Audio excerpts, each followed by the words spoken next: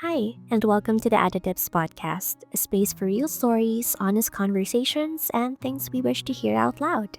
Before we begin, a gentle reminder some topics we talk about here can feel heavy or emotional. Please always take care of yourself first. If anything becomes too much, it's okay to pause, skip an episode, or step away. Your well being matters more than any type of content. You're safe here, and you're not alone. Ready ka na? Let's begin. Hi everyone! I don't know when this will come out, but it's your online at the river. And today was a good day. As I always do whenever we have a podcast or an episode together, I will always tell you how I've been.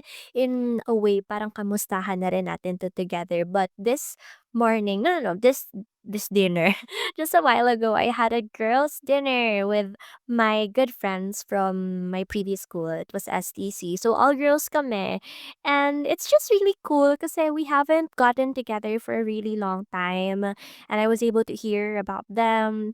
Actually, kung ano yung dinaldal ko, kinatahimik ko kapag kasama ko sila kasi I love listening to their stories. Iba kasi sila yung magkwento, iba yung danas nila.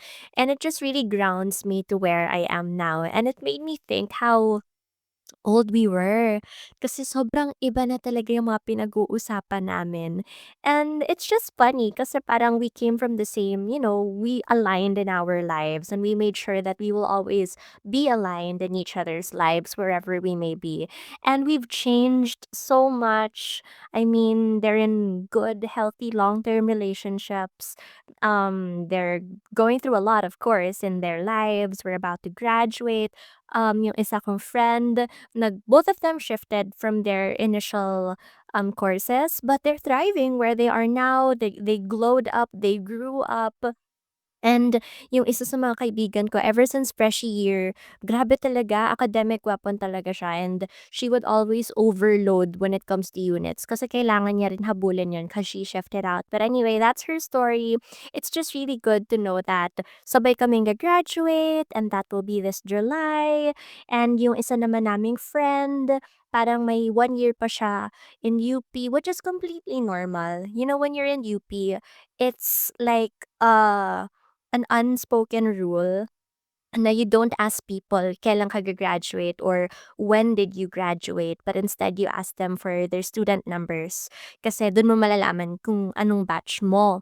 Kasi it's not really, they don't specifically call you an alumni based on the year that you graduated, but on the year that you enter UP. So when I say, oh, I'm 2022, yun yung student number ko. And that's my batch, ganon. Anyway, it's just crazy how I grew up with these people and at the same time still choose to be with them. Even though they've changed a lot, we have changed a lot. They finally pointed out, like one of them pointed out, alam mo ba nung kasama mo to? Insert the name of the person I was with before. Sobrang ano mo, sobrang putla mo, para kang palaging stress, ang payat-payat mo. Ganyan-ganyan, pero ngayon glowing ka na. That's what they said a while ago, and I was like, "Really? Ba't ngayon mo sinabi?" And then she was saying, "Sinabi ko sa'yo yun!" Anyway, like, just banter among friends. But it really makes me it made me think na some people, even though I was already a wreck or I changed a lot and they've changed a lot, there really are people who stayed. And it just so happened that it's the paradox that I found quite intriguing was that I was most hurt by the people I wanted to stay but chose to leave when I started showing my true colors. In other words, it made me think, bakit kaya na when you are being yourself more, some people find it as an offense and they're the ones who would rather leave. Good question, no? And actually, I think I'll make that my title for this episode. Why being yourself makes people leave. It's crazy. You know, people would always say, just be yourself, just be yourself. And it's really hard. You know, we were constructed in a society where we're told to be performative. Who I am outside is completely different from who I am at home. But not completely. Kasi parang nalalabas ko rin naman siya every now and then.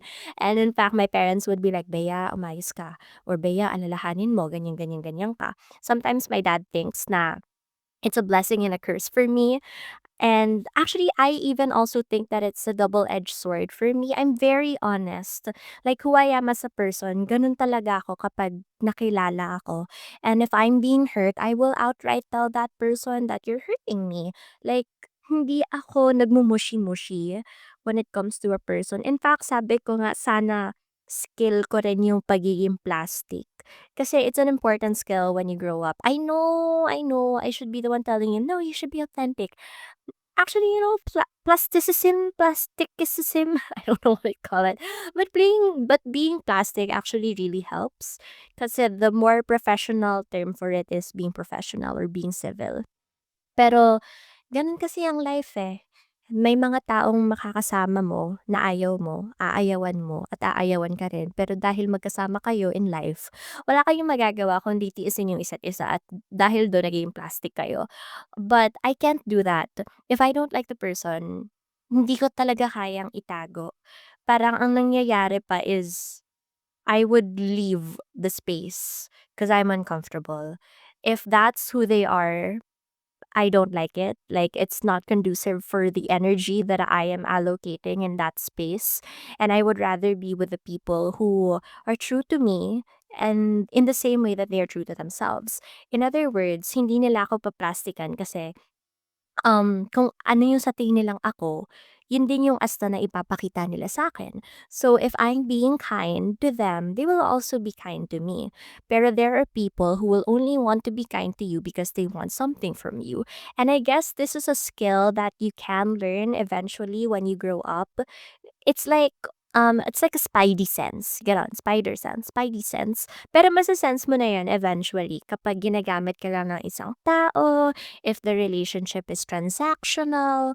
It's not even bounded by utang na loob, eh, it's really bounded by, "Oh, you did this for me, okay, I'll do this for you," and then that's the end of the relationship. That's pretty much it. You're, like, very user-friendly. But, okay, going back, I'm drifting off in my topic. Why being yourself makes other people leave? May danas ako dito. Kasi isa sa mga pinaka nagpasakit sa'kin back then was when I would cry to my friends kung bakit nila ako iniwan, bakit nila ako inaway, bakit nila ako binully. To give you context, I was so caught up by these group of people that I wanted them to like me. I wanted them to love me. But it was so hard for me to do so kasi they already had a preconception of who I am, and it's not good. Parang binase lang nila ako sa kung ano yung naririnig nila, kung ano yung nakikita nila, and for them, they didn't like who I was. These groups of people kasi, they're very eccentric, they like partying, they're very liberal, and I come from a very traditional household at nagkataon pa na the way I was raised to always be prim and proper, to always be graceful, to always mind how I carry myself, and those people are very wah, ganun sila, wah. And seeing how I am and how long it takes for me to warm up to other people, they didn't like me. Yun na, that's pretty much it. And I didn't like how they didn't like me.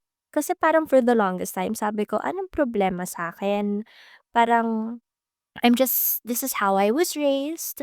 My parents told me to go home by this time. I don't drink. I don't party. I don't like being in loud noises or loud spaces.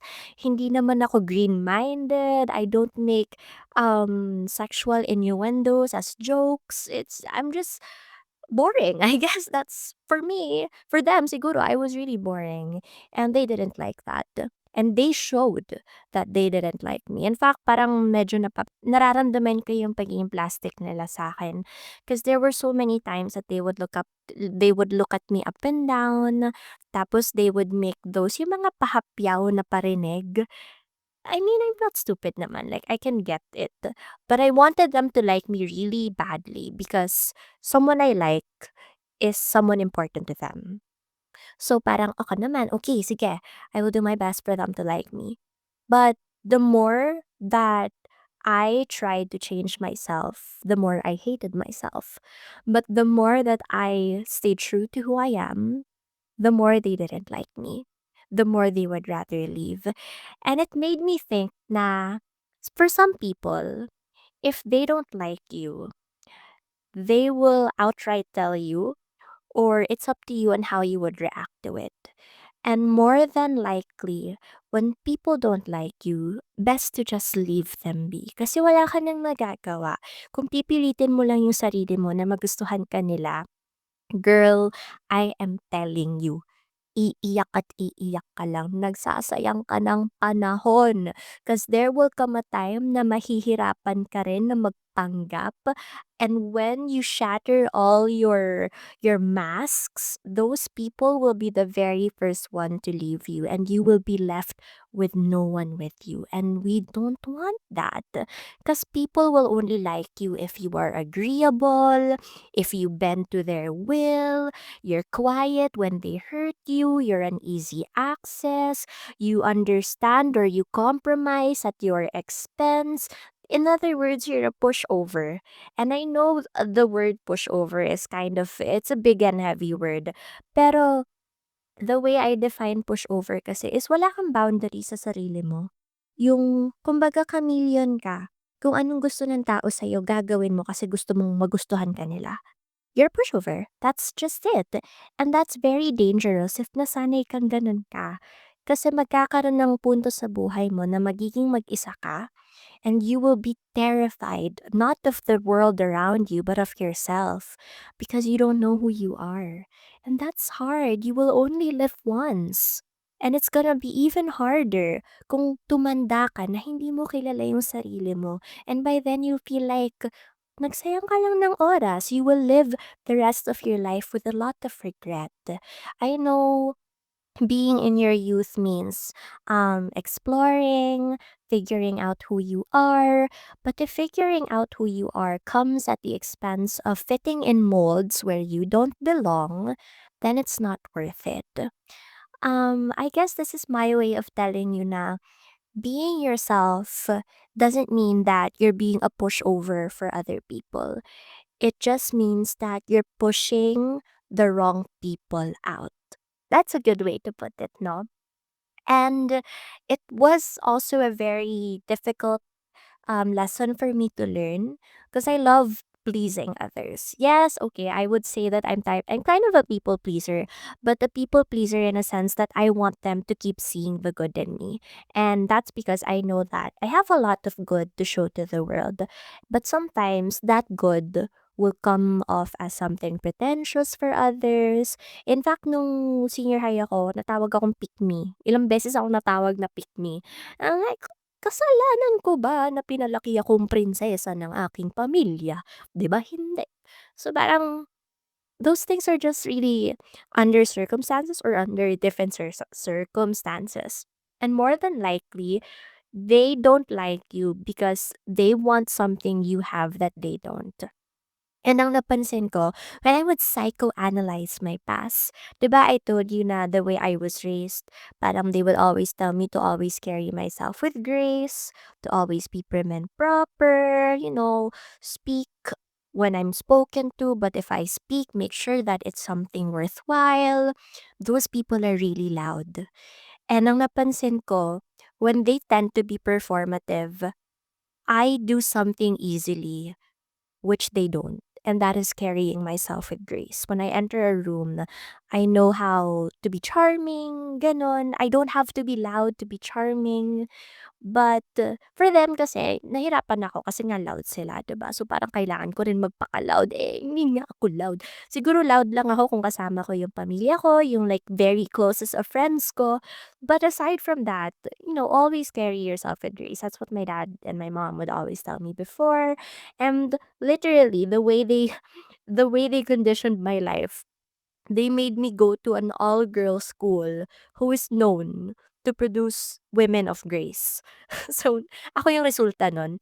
But, okay, going back, when you grow into learning your boundaries, you will grow in confidence in yourself.